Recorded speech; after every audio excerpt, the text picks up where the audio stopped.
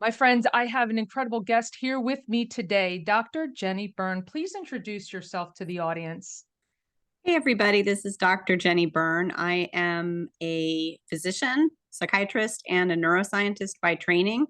Done a whole bunch of different things in my career, and recently have published my first book, which came out in January, which is about the workplace and how we can use an understanding of brain and behavior to make it better now. So I'm very happy to be here.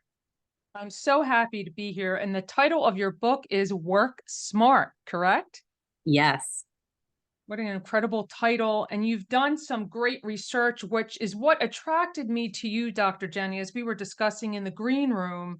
Something that initially intrigued was your understanding of Zoom fatigue. Let's talk about that for a minute or two.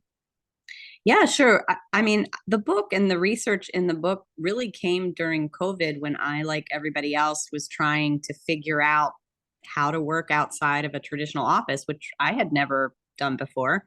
Mhm. And everybody was trying to figure it out. So started looking at things I was experiencing, and one of them was Zoom fatigue. And people had been talking about it even then a little bit.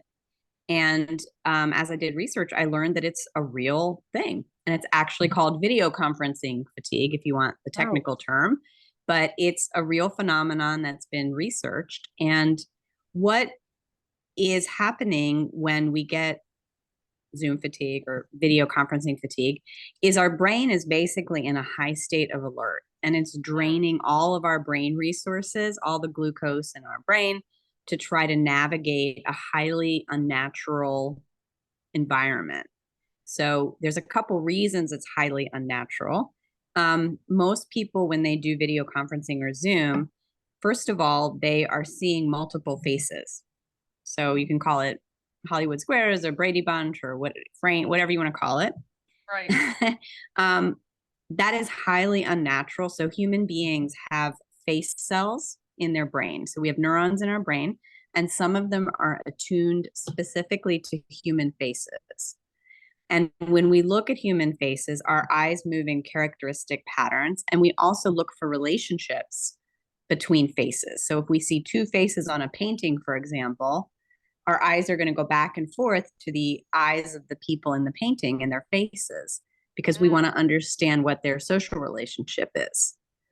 So now you can imagine you're looking at all these people on the video conferencing screen, all staring directly at you, maybe looking down. None of them are looking at each other, and they're right. not making direct eye contact because of the location of the camera.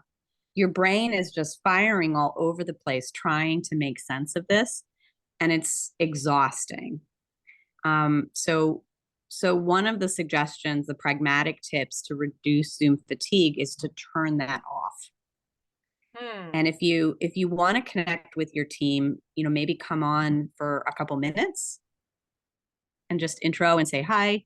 And then you can give people permission to go off video for the duration of the meeting, and then maybe even come back on at the end to see Mm. everybody's face and to say goodbye. So you would be doing your team a big favor by letting them go off video for periods of time. Wow, that's quite a suggestion because I hadn't heard that before as a consideration to give our brains the rest. I thought, because I was going to ask you for a suggestion once you defined it, I thought you were going to say, just make sure you take breaks in between the meetings. And you're saying no, because already as we're in the meeting, we're exhausting our brains and our capacity to be there fully. Yeah, and if for some reason you need to see everyone's faces, try to be limiting. So don't do it all day long. If you really have one meeting where you need to see everyone's face for the entire thing, great. Maybe just don't do that all day long. So one tip is to change to speaker view, Right. and then whoever is presenting, often people are, showing slides or talking, and the speaker can be on camera, and turn off that multiple view. So that's one thing. The other thing that contributes to video conferencing fatigue is self view. So if you see yourself, your brain has, I mentioned face cells. So you're triggering face cells, and there's also mirror cells. We also have cells in the brain that are designed to mirror things. And when Mm. you look in a mirror, if you've ever walked down your hallway and there's a mirror, it's pretty impossible not to look in the mirror. We're very attuned to seeing that face. And so when you keep your speaker view on, it's exhausting because your Mm-hmm. brain is very unnatural to just sit and look at yourself in the mirror for an hour.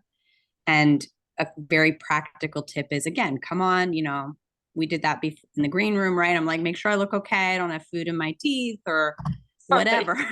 And then take your speaker view off, which is what I've done for our call. So that can really help. One of the really interesting things about video conferencing fatigue is that it's been shown to be more prominent for women and for other underrepresented groups in the workplace. And Right. it seems that one of the reasons for that is looking at yourself makes certain people feel like there's a higher level of scrutiny upon them, which can be very stressful and exhausting. So there's some interesting studies showing that different types of people actually have more video fatigue than others. I was just going to ask that question, and I'm so thrilled that you presented it because I sensed that it was a matter of how we felt about looking at ourselves all day long. And that could be, if we're especially down on ourselves that particular day or Yeah. that Yeah. particular point Bad in hair our day. lives, Yeah. right? Yeah. So, And then there's one final tip around video fatigue, which is has to do with how our brain perceives these boxes that we sit in front of all day. So we all sit in front of screens of different sizes to do our video conferencing. If you are too close to the box, so if I come in, mhm. here, not only is it more unnatural for the viewer to see me up close, right? It's kind of scary, but it actually, my body language will change because my body feels like it's in a box and I will Mm. stop moving naturally. So, a very practical tip is to get an arm's length at least away from your screen. And then you can see more of the body language, which is helpful for the other person, but it also Yes. helps you because you'll notice that you move a little bit more naturally when you're not like so close to your device. I love that tip because it reminds us to try and emulate this environment. You and I are in a virtual space right now Right. to emulate an in-person environment here, right? As so that's why, yes, I have my laptop about one arm's length. I have a wireless keyboard to present to you a level of comfort. So thank you for bringing that up. Oh my goodness, to be able to think and know that things have been going well and now being able to share this with others. Because let's face it, Dr. Jenny, the hybrid world, the virtual world is here to stay. It's a part of our lives, right? That's one of the premises of my book. The future is now, it's here.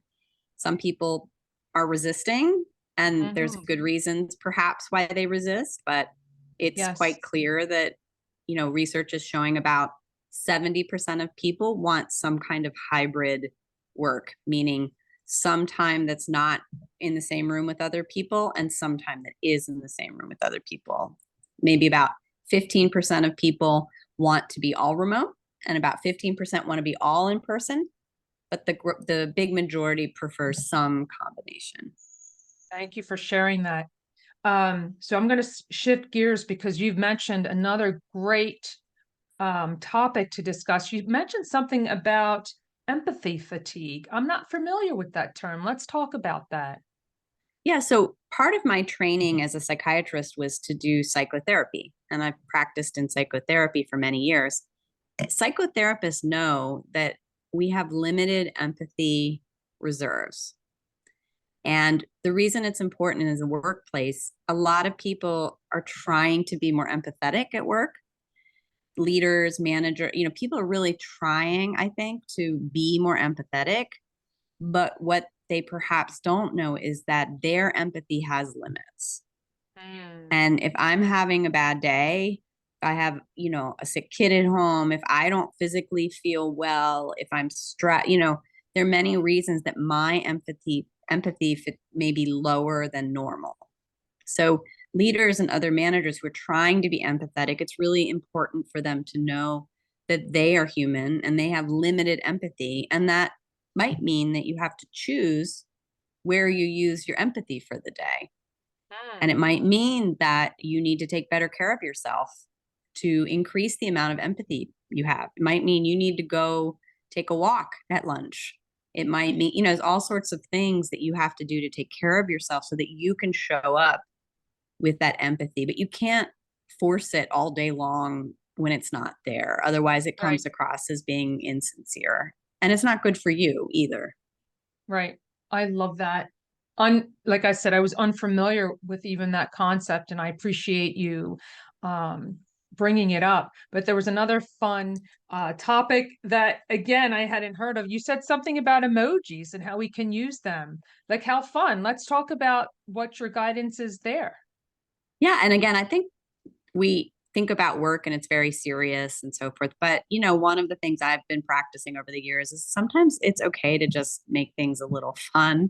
Honestly, like sometimes you can be more productive when you're enjoying yourself. So the emoji story is interesting. I was kind of an emoji hater. I'm a Gen X and like I kind of didn't Huh, get it. I'll be honest, for many years I was like, why would I use these emojis and they're inappropriate at work and blah blah right. blah. But as I have learned over time, emojis in our asynchronous work world, when we're trying to improve our communication, can actually be quite helpful. Hmm. And the reason is that, we talked about face cells in the brain. So our brain responds to face emojis the same way that we respond to human faces. Same cells get activated, which is fascinating. Yeah, wow. So if you want to communicate an emotion, using an emoji that represents that emotion actually will trigger your brain as if you were with the person expressing that emotion on their face. So it's a shortcut to emotional tone that Mhm. is missing in so much of our communication. Now, the tricky part is that everybody has to agree upon what the emoji means. So there's Oh, been some, articles I've read about, Gen Z, and Gen Z is like, well, I don't like the way Gen X, you're using this emoji, like you're using it wrong. And it's offensive wow. to me. So the key is you have to agree. So if you're working on a team, you might want to have like 4 or 5 emojis that you use to express tone. I personally like some kind of happy face. I like a thumbs up to indicate approval. I like a checkbox to indicate I've read something. And then one of the coolest things we've done with symbol emojis is one of the companies I work with, we took our core values and we made emojis for each of them. And when we Brilliant. use Slack and communicate through Slack, for example, we can pop that emoji in. So when we see someone demonstrating a core value, we can use that symbol emoji to quickly express something. And it's a very nice visual. So I'm a convert to emojis and now I use them. I don't go crazy. Again, you can't, Right, it's finding the balance, right. but it does help your brain kind of shortcut into understanding what you're about to read or maybe the emotion behind somebody's communication. That's so fantastic as I think about that and bringing teams together to say, okay, how can we have fun with this? Like, what a great thing to work on as a team. So, okay, let's pick our 5 top emojis Yes.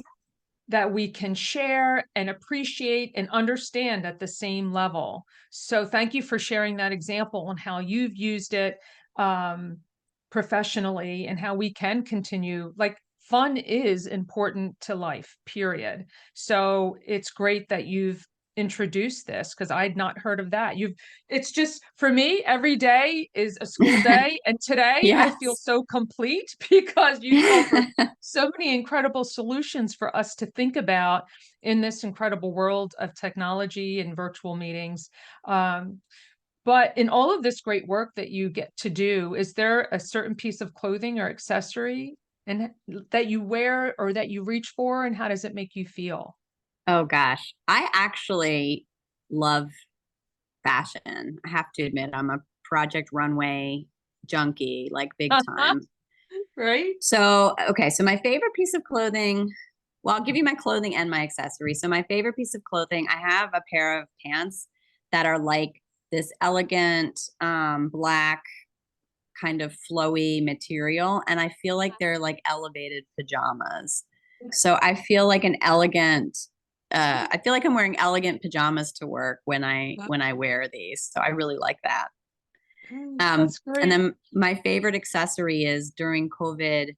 Um, I don't typically have a ton of jewelry, but I designed a piece of jewelry from an ancient Egyptian scarab when I was working actually on the emoji chapter in the book. I was learning about Egyptian hieroglyphs and how they use symbols to communicate.